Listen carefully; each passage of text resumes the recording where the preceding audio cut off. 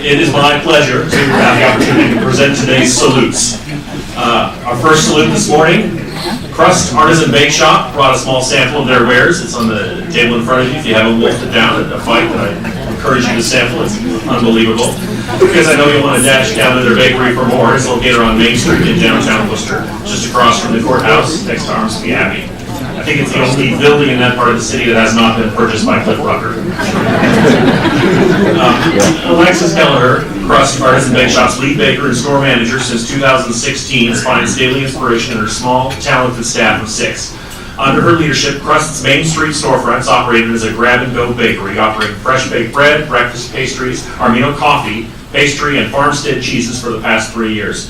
Although clearly you're getting the recognition because you brought the goodies, right? At least it's an unfair advantage, I think. Tim, when the recreational marijuana places come online, we can salute one of them. Different kind of breakfast.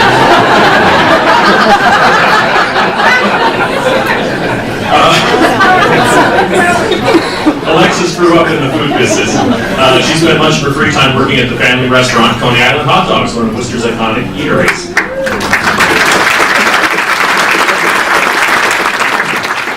While attending Moseley College and working part-time at a small bakery, she started to realize her love of the kitchen. After graduation, Alexis attended the New England Culinary Institute in Vermont, returning to Worcester 3 years ago just as Crust was opening. Originally owned by Alec Lopez and Sherry Sadowski, the space started out as a production facility for Armsby bread.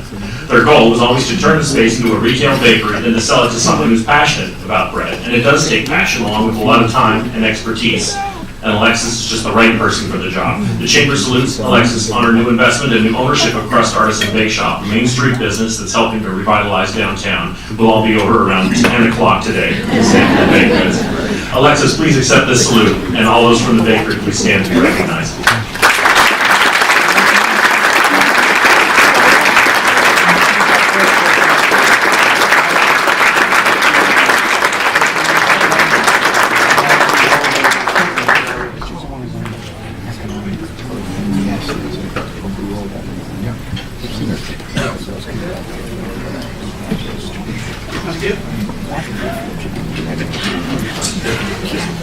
Our next salute is the newly appointed head of one of the largest and most impactful human service organizations in Central Mass.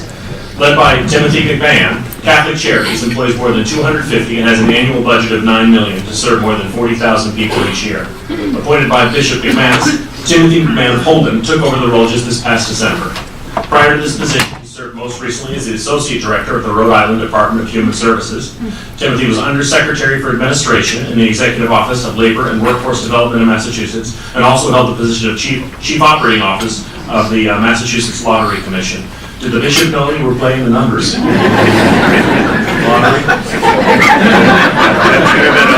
I hope that's not awkward after this meeting.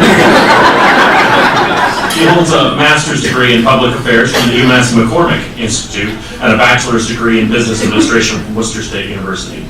This is a tongue twister. McMahon went to McCormick, not McManus. McManus went to McMillan, who lives in Maginot, a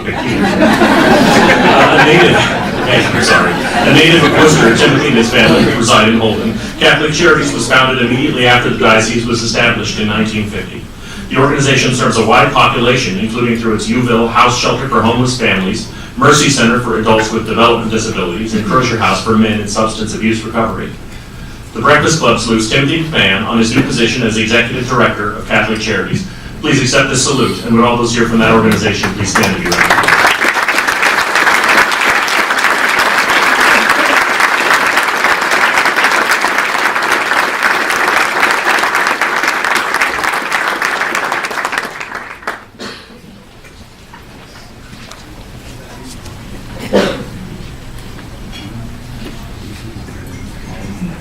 Yeah, that's right.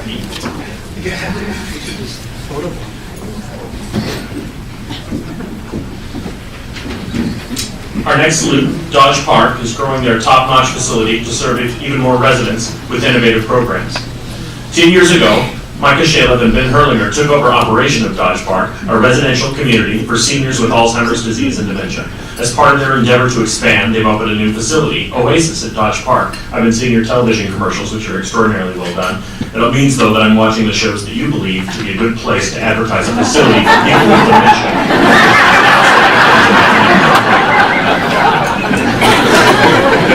Also in the news this week, Jimmy Buffett launched Margaritaville Retirement Village. Construction of the $16 million, 60,000 square foot project took place over the past 3 years. Located at the site of the former Oddfellows home across the street from Dodge Park, Oasis will serve 82 residents with memory impairment.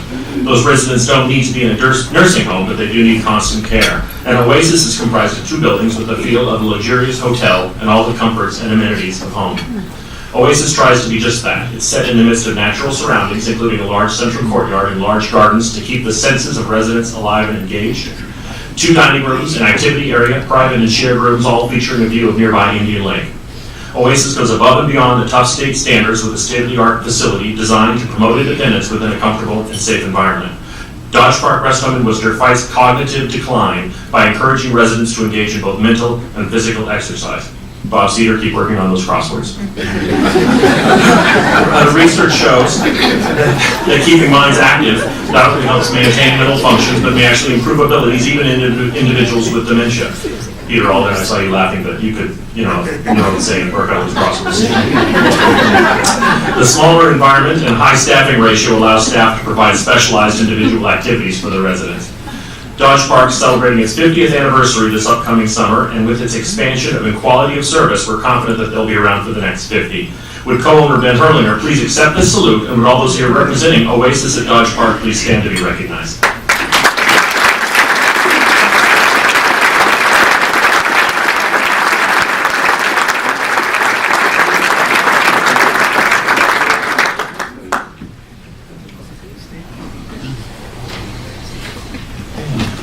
Halfway point.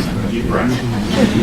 More than 3 years ago, GFI Partners, with founding partner Stephen Goodman, purchased the U.S. Steel building on Blackstone River Road in the Containment Village area of Worcester. When the project broke ground in late 2015, the 615,000 square foot industrial space was on a 36-acre, blighted and vacated property in desperate need of redevelopment.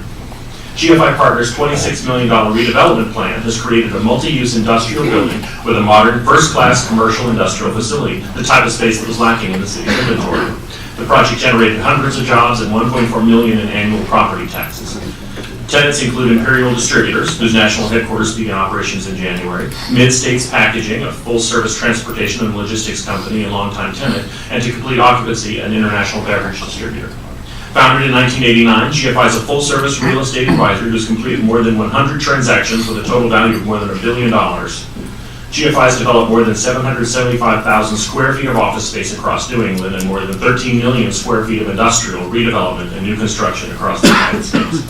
For the company's redevelopment of the property at Blackstone River Road, creating new jobs and contributing to the city's tax revenues, the Chamber is pleased to salute GFI Partners. Would founding partner Stephen Goodman please come forward to accept the salute.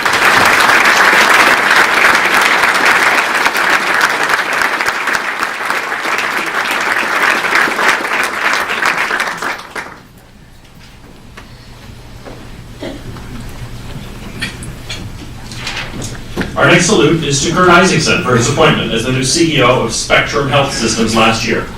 Kurt began his career with Spectrum in 2013 as Chief Operating Officer, a position he held for 3 years prior to becoming president. He succeeds Chuck Harris, who retired as CEO after 45 years at the helm. Also in the news this week, Worcester healthcare costs unsustainable. Kurt, I hope you can do something about that. It's all on your shoulders. No pressure. Kurt has been instrumental in Spectrum's significant growth and expansion, including the opening of 6 new outpatient treatment centers and 2 new residential treatment facilities. The New England Recovery Center and the Charles J. Ferris Recovery Center, both in Westboro. They've expanded even into the state of Virginia. He's a seasoned behavioral health administrator with more than 30 years of experience managing a number of multi-site organizations located throughout the country. Prior to joining Spectrum, Kurt Isaacson serves as the CEO of 2 psychiatric hospitals in Mississippi and Indiana. Mississippi, apparently the worst state in the U.S. The U.S. News and World Report. That's true. It's getting better. Not since you left. as well as the Senior Vice President of Operations for a behavioral healthcare system in Vermont. He holds a master's degree in business administration and a bachelor's in health services administration. Founded in 1969, Spectrum Health Systems is a private nonprofit substance abuse and mental health treatment provider serving more than 80,000 individuals across the country each year.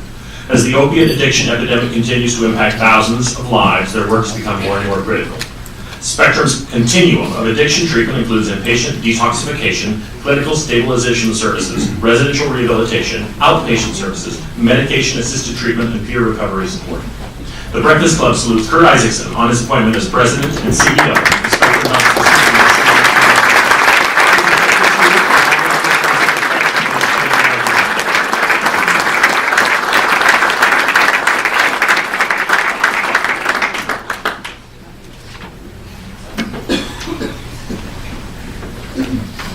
Final salute today is a garage. Lest that sound a bit anticlimactic, it is some garage. It is some garage. The WRTA opened their new $90 million maintenance and operations facility on Quinsigamond Avenue in Worcester. When the Chamber's Ambassador Group took a tour of it a few weeks back, they were wowed. The new 156,000 square foot facility is twice the size of the old 1928 Grove Street facility. It's large enough for 75 transit buses and 30 vans and features 9 maintenance bays. I was saying earlier, it seems like we were just celebrating the last WRTA project, the bus terminal just next to Union Station, which I think is a very handsome building with an awkwardly prominent main electrical room. Does anyone else notice that? Something about the signage on the front of the building, the most prominent thing is the door on the right with the bright white letters that says main electrical. The fire department? Yeah, well, it looks like it's kind of out of MacGyver. The building's going to blow up. We need to find the main electrical room.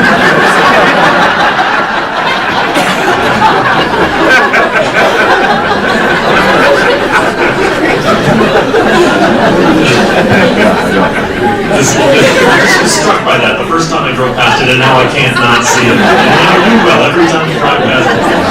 Despite its enormous size, the new garage is streamlined to get buses back out the door as quickly as possible.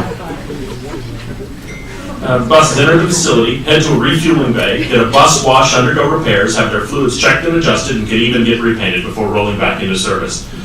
Funding for the 11-acre project included $39 million from the American Recovery and Reinvestment Act of 2009 for construction and roughly $20 million from the state for environmental remediation. Jonathan E. Church, administrator of the Bushnell Regional Transit Authority, walks the walk, or should we say rides the bus. He's an avid bus rider who commutes frequently on the WRTA. Or he might just be saying that he does that because we can't prove him wrong, because no one else in this room rides the WRTA.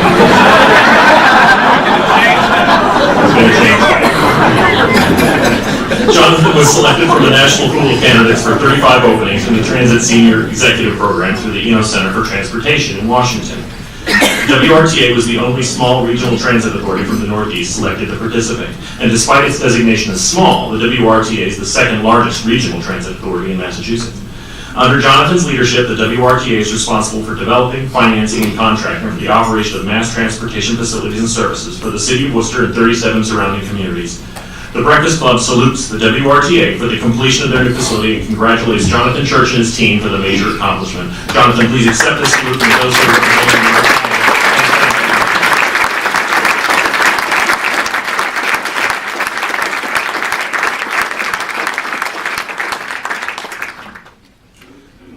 Some breaking news. It seems that the Crust Bake Shop building has just been purchased by Cliff Rucker.